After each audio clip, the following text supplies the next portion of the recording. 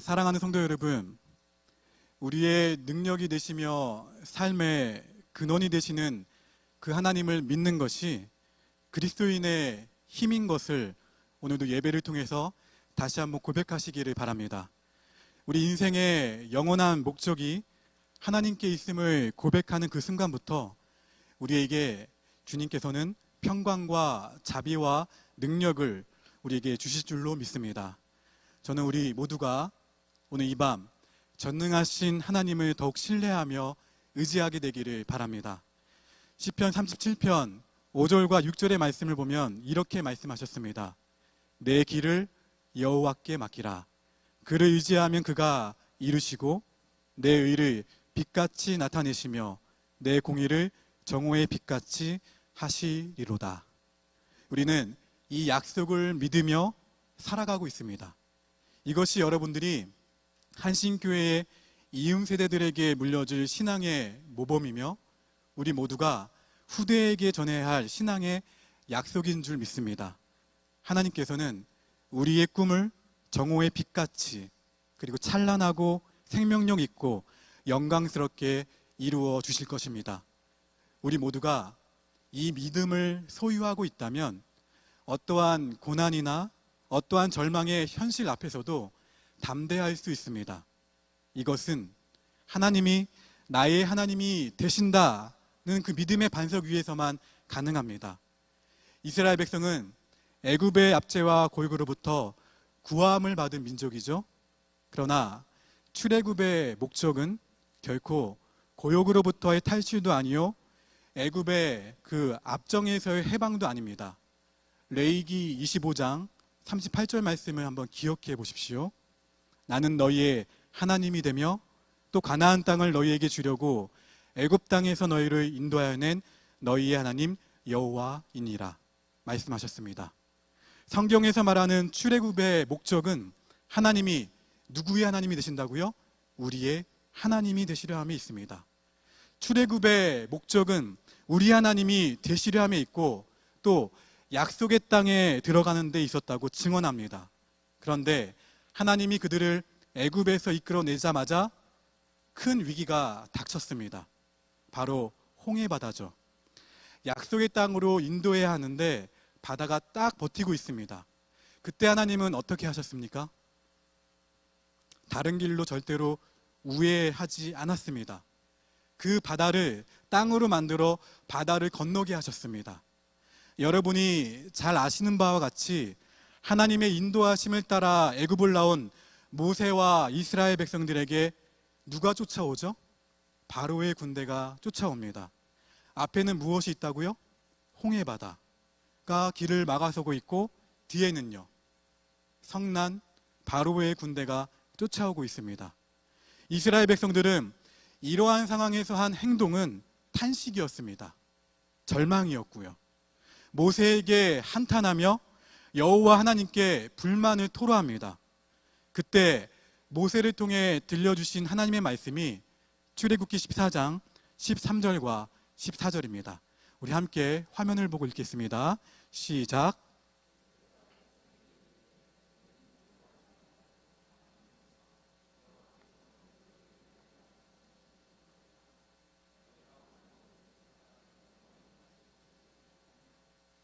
여호와께서 너희를 위하여 싸우시리니 너희는 가만히 있을지니라. 할렐루야. 이 말씀 후에 하나님께서 이스라엘 자손에게 명령하시며 앞으로 나아가게 하십니다. 모세에게 바다를 가르라고 말씀하십니다. 오늘 본문 21절입니다. 함께 있습니다. 모세가 바다 위로 손을 내밀매 여호와께서 큰 동풍이 밤새도록 바닷물을 물러가게 하시니 물이 갈라져 바다가 마른 땅이 된지라. 아멘. 여러분, 여기에 굉장히 중요한 사실이 있는데요. 우리들은 영화를 통해서 이 장면을 많이 목격했고 그리고 지금 아마 다 상상하실 수 있을 것입니다. 모세가 지팡이를 들자 바다가 갈라지는 모습을 한번 기억해 보십시오. 영화에서처럼 바다가 한 번에 갈라졌습니까? 오늘 본문의 말씀을 보게 되면요, 성경을 자세히 보면 오랜 시간 동안 바다가 갈라졌다는 사실을 발견할 수가 있습니다. 강한 동풍이 불어와 밤새도록 바다를 물러가게 했다고 기록되어 있습니다. 이를 통해 우리가 깨달을 수 있는 내용은 하나님의 기적은 굉장히 섬세합니다. 따라 하실까요?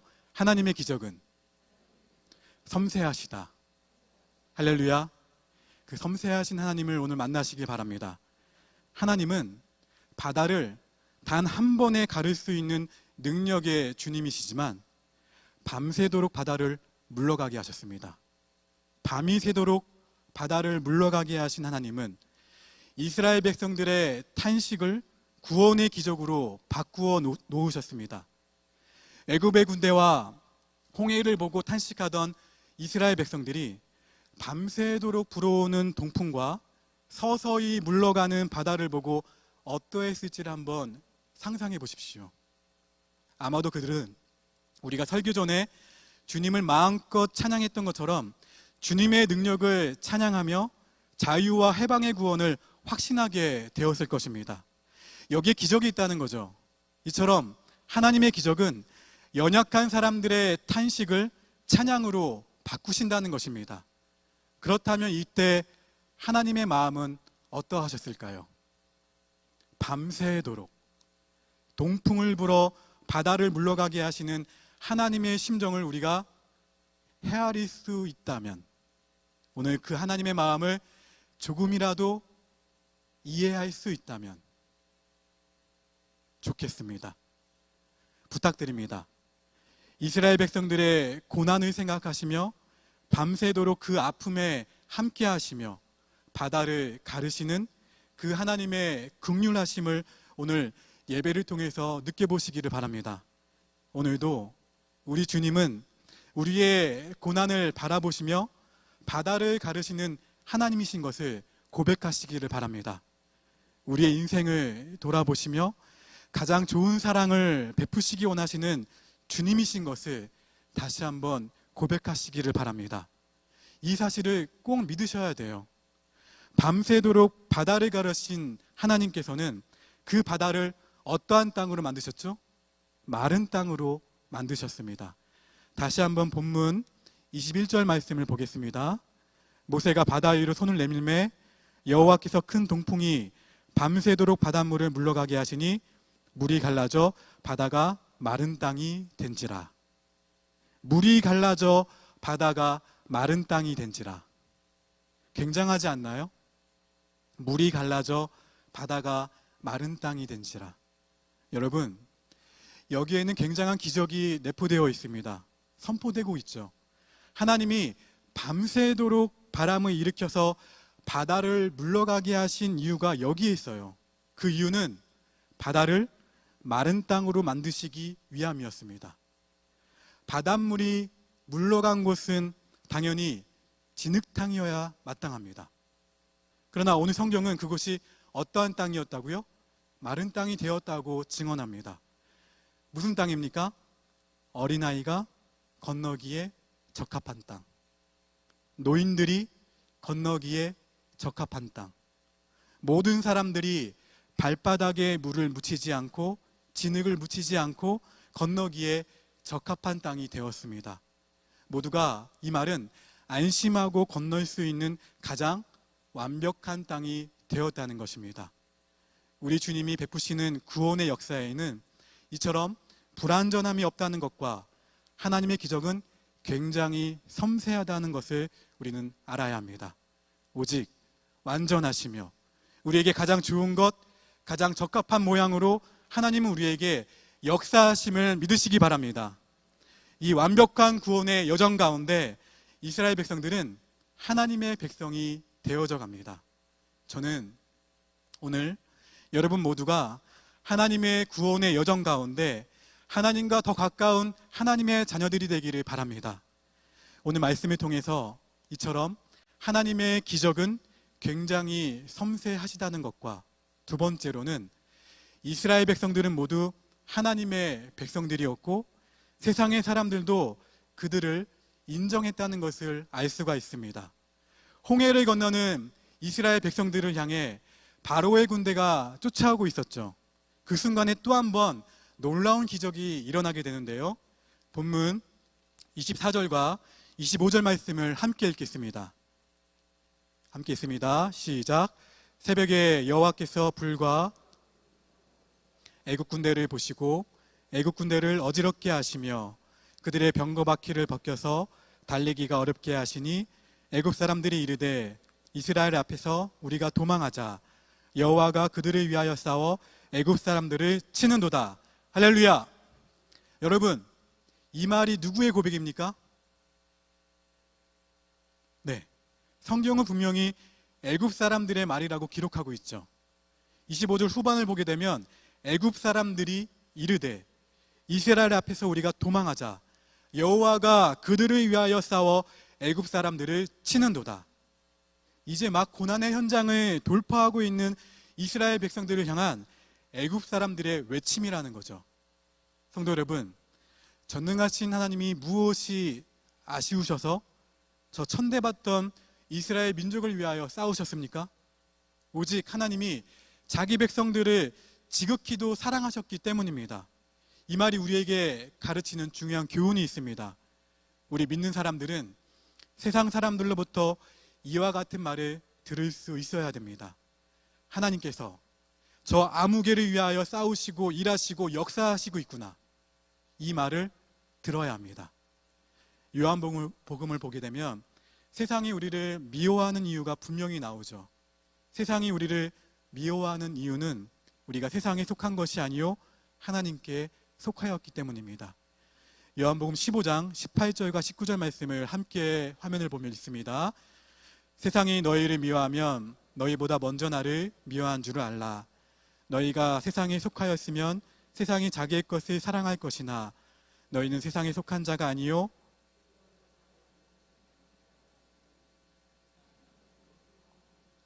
아멘. 여러분, 우리가 하나님의 백성된 사람들이기 때문에 하나님의 사랑하는 자녀이기 때문에 마귀의 권세가 있는 세상이 우리를 미워할 수밖에 없습니다. 우리가 곤란을 당할 수밖에 없습니다. 그러나 세상이 우리를 미워하더라도 우리는 절대 세상에서 핍박받는 것으로 끝나면 안 됩니다. 그리스도 안에서 승리해야 합니다. 어떻게 해요? 어느 정도로요? 넉넉히. 그냥 승리하는 것이 아니라 간신히 승리하는 것이 아니라 넉넉히 승리해야 합니다. 요한복음 16장 33절입니다. 함께 고백합니다. 이것을 너희에게 이르는 것은 너희로 내 안에서 평안을 누리게 하려 함이라. 세상에서는 너희가 환난을 당하나 담대하라. 내가 세상을 이겨노라. 아멘. 우리는 세상 사람들이 우리를 바라볼 때 그리스도인이라 할 수 있는 삶의 능력을 가지고 살아야 합니다. 그러나 그 능력은 우리 힘으로 되는 것이 아니라 우리를 굉장히 사랑하시는 주님께서 우리에게 친히 허락하시는 능력인 줄로 믿습니다. 우리는 이 믿음 가운데에서 살아가야 합니다. 과거 그리스도인들이 박해를 받던 때에 세상을 지배했던 로마 제국의 지배자들, 그들은 당시 세상의 주인공이었습니다. 그런데 그들은 지금 어디에 있습니까? 그들은 그 당시 세상의 영광 가운데 영화롭게 죽었을지는 모르지만 우리들의 기억과 가슴 가운데에서는 이미 싸늘하게 식어버린 존재들입니다. 그러나 그 시대 박해 가운데 죽어갔던 수많은 그리스도인들을 생각해 보십시오. 그 당시 세상 가운데에서 홀대받고 천대받고 멸시당했던, 예수님을 믿는다고 죽임을 당했던 그리스도인들, 그들은 지극한 고난 가운데 죽어갔습니다. 그러나 그들은 지금 우리의 본향 천국에 있다는 사실을 우리는 기억해야 합니다. 오늘 말씀을 통해서 우리는 하나님의 기적은 굉장히 섬세하시다는 것과, 두 번째로 이스라엘 백성들은 모두 하나님의 백성들이었고 세상의 사람들도 그들을 인정했다는 것, 그리고 마지막으로 그리스도인들은 하나님을 인정하는 사람들이라는 것입니다.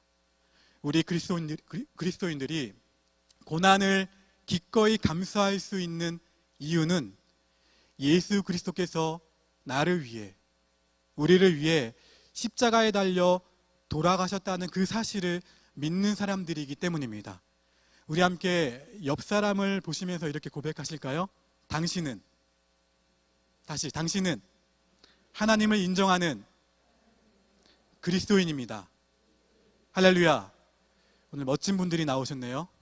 그렇죠?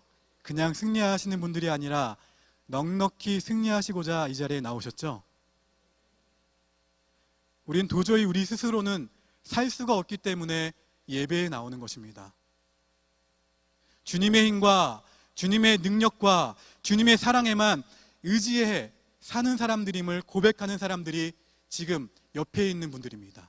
뒤에 있는 분들이고 앞에 계신 분들이에요. 본문 31절입니다. 함께 있습니다. 시작.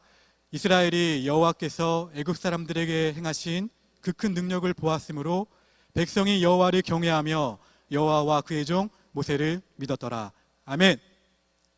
하나님께서 베푸신 구원의 역사를 통해 여호와와 그의 종 모세를 믿었다 했습니다.